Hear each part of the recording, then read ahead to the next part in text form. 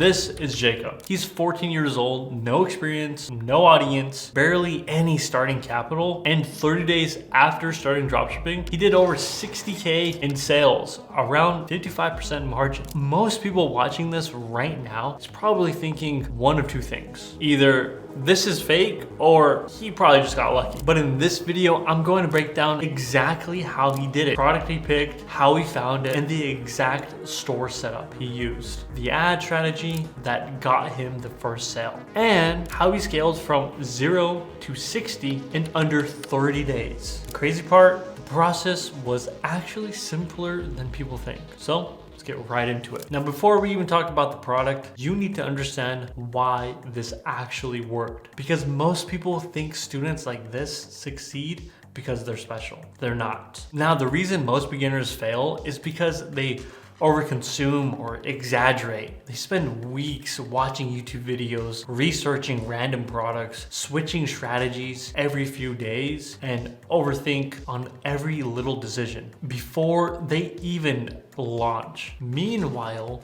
this student did the opposite. He followed one system, that's it. No trying 14 different business models, rebuilding his store every day, no chasing random advice from every single online creator out there. He focused on one product, one store, one ads, and optimization in that exact order. And because he stayed focused, he got momentum fast. So right here, if we look at his progress, you can see that he didn't start from some massive setup. He started with the basics. First, he picked the product, then he got his store live, then he launched the ads. Then once he got that data that started to come in, he optimized that was actually broken.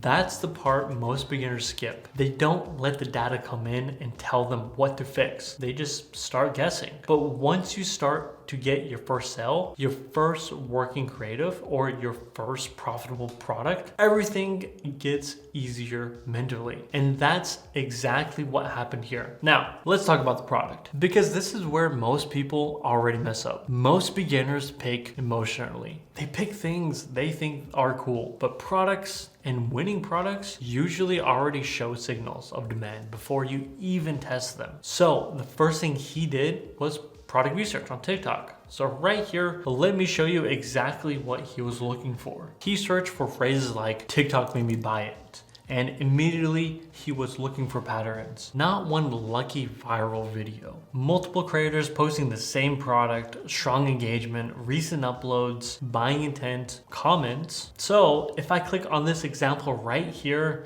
the first thing I'm checking is whether the product is showing multiple creators. Because one creator can get lucky, but once you see multiple different people posting the same product, all the videos are getting attention. That's usually a strong sign of demand that already exists. And this is where beginners overcomplicate on things. You don't need some secret hidden product nobody has ever seen before. So I'm scrolling through these videos. I'm looking at view counts. I'm looking at whether the product is easy to understand. And then I'm going straight into the comments, because comments tells you what the market is actually thinking of that product. If I see people saying, where do I buy this? Or I need this, or link, even does this actually work? Those signals are buying signals. And comments tell you who the audience might be. Sometimes you notice moms reacting more. Sometimes you'll notice skincare, buyers reacting more, gym care. Sometimes you'll notice gym audiences reacting more. That matters because later it affects the landing page, the ad angles, the creatives, and even the messaging. Now, after the demand signals are there, the next thing is to check the margins, because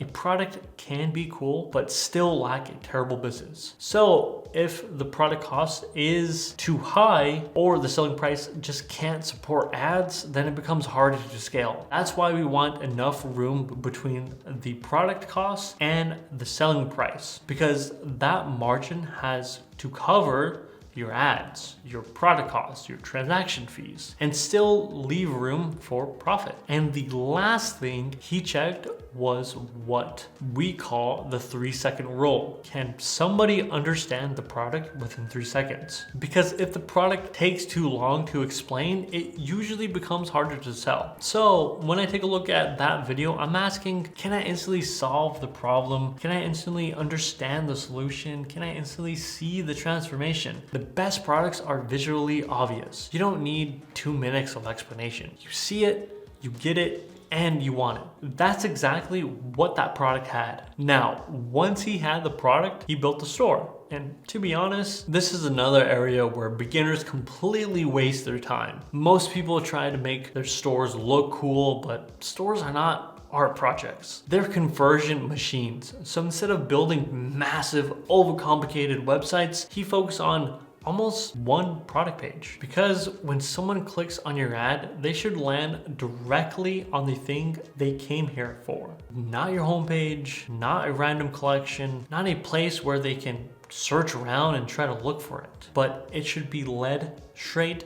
to the product page. So right here, when I pull up the product page, the first thing that I'm looking at is above the fold. Before somebody scrolls, they need to understand what the product is, what it does, why it matters, and how to actually buy it. That's why the hero image matters. That's why the headline matters. That's why the price, reviews, add to cart buttons needs to be clear, because confused customers do not buy. Then as I scroll down the page, every section has one job: answers objections before the customer leaves, so the visuals show the product working. The benefits clearly explain when someone should care. The reviews reduces the risk. The FAQs handles hesitation, and the trust signals make the store feel entirely legitimate. And another important thing was the product page is simple. No crazy colors, no spammy pop-ups, no 45 different sections, just clean, easy, mobile friendly. And most people are not buying from desktop. They're buying from their phones. So if the mobile version feels confusing, the store is not ready. That is what converts right now. Now, once the product and the store were ready, he moved straight into ads. And this is where most beginners lose all of their money, because they launch one creative, pray it works, and panic after a few hours. That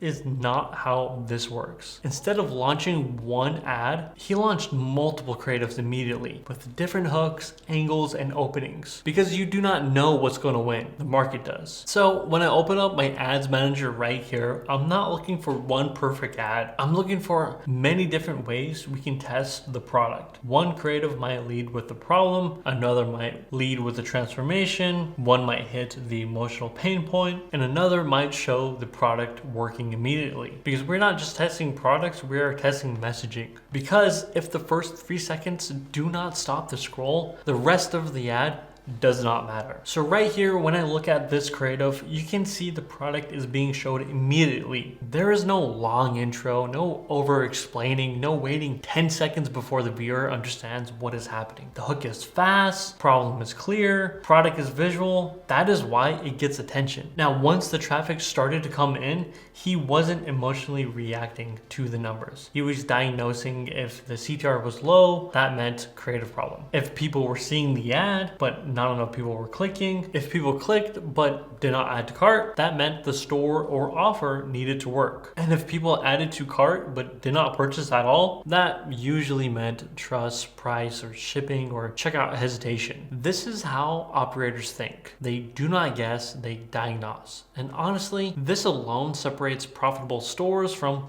losing stores. Now, once he started getting sales, he did not immediately go crazy with increasing the budget. This is where most people destroy winning products. They get excited after one good day, double the budget, and overnight kills their performance. So right here inside of the campaign, you can see sales coming in consistently before scaling happens. That matters because one good day does not mean the campaign is stable. We want consistency, repeatable purchases. We want the CPA to stay controlled. Then once the campaign proved it could perform, this is when he started increasing the budget. Not recklessly, but controlled. And after that, he duplicated the winning creatives into a new audience, new countries, and new campaign structure. This is how you scale without destroying what is already working. And because the products were validated, the store was clean, the ads were getting attention, and the data was being read correctly. The store started compounding. This is how he went from his first sale to consistent sales, to eventually reaching over